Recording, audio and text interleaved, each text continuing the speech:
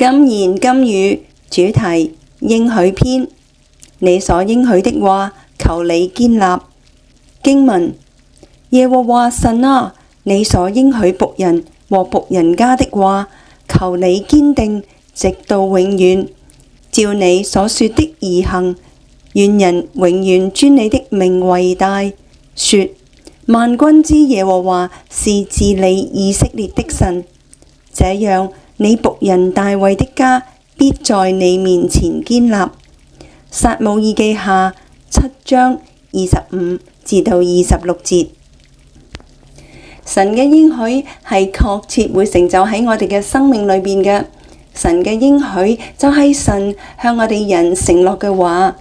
神嘅話一出呢，就好似雨，好似霜一樣落喺地上，必不會徒然返回，仲會結出美麗同埋榮耀嘅果實。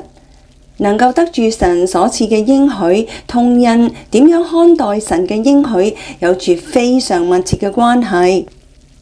今日嘅經文係關於神俾大衛嘅應許，同埋大衛對神俾佢嘅應許嘅回應。喺撒母耳記下7章講到大衛已經成為統一以色列嘅王，公開嘅被肯定同埋接納，並且約櫃已經抬咗返嚟。神使佢安穩，祝福佢四境都平安。大衛對神心存感恩，但係佢睇到自己住喺香柏木做嘅皇宮，但係神嘅約櫃就停留喺幔子嘅裏面。大衛好想用香柏木為神建造一個殿宇，呢個係大衛對神嘅心意，因為佢有呢一個心，神呢就同佢立咗永遠嘅約，應許堅立佢嘅國同埋佢個家。應許嘅詳情記載咗喺撒母耳記下7章8至到16節，大致嘅內容呢係咁樣。第一，神呢定義立大衛呢作以色列嘅君王。第二，無論大衛去到邊度，神都會與大衛同在。第三，神要使到大衛得大名。四，神係會使大衛嘅國安靜，四境平安。神為大衛嘅民以色列選定咗地方，栽培佢哋，使佢哋住喺自己嘅地方，唔需要再遷移，仇敵亦都唔可以傷害佢哋。第五，神應許大衛必定會為大衛建立家室，當大衛壽數滿足，神係會使到佢嘅後裔接續佢嘅位，堅定佢個家同埋佢嘅國，直到永遠。第六，神要作大衛家嘅父親，大衛家要作佢嘅兒子。佢哋如果犯咗罪，神必用佢嘅杖責打佢哋，用人嘅鞭責罰佢哋。但係神嘅慈愛唔會離開佢哋。大衛點樣回應神俾佢嘅應許呢？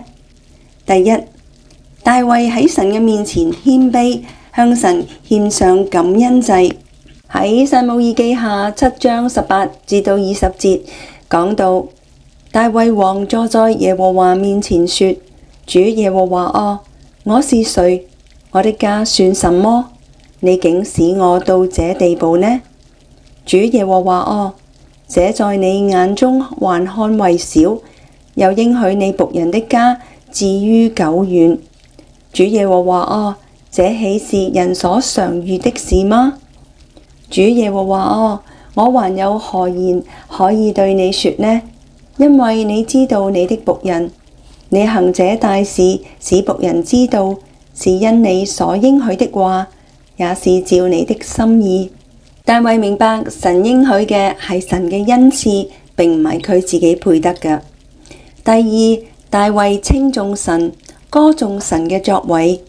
喺撒母耳記下7章22至到24節，亦都提到，主耶和華啊，你本為大，照我們耳中聽見，沒有可比你的，除你以外再無神。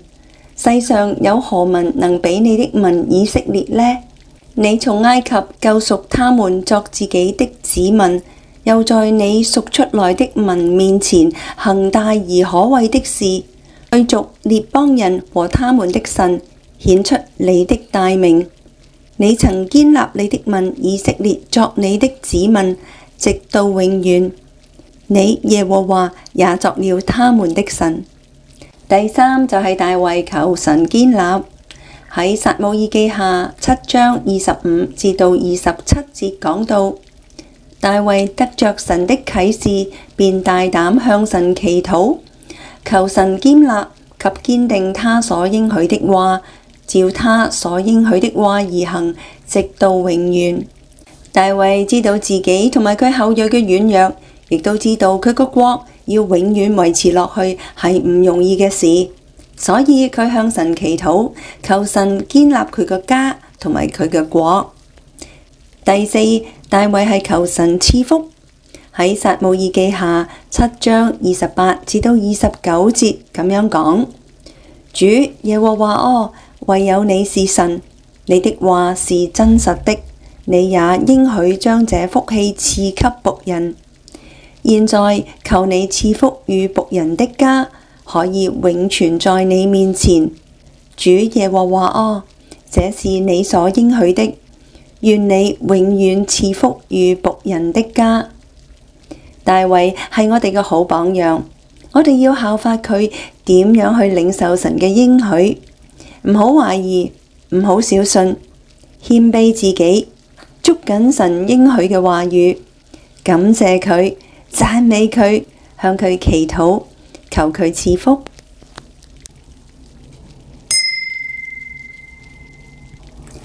默想與反思，神俾咗大衛乜嘢應許呢？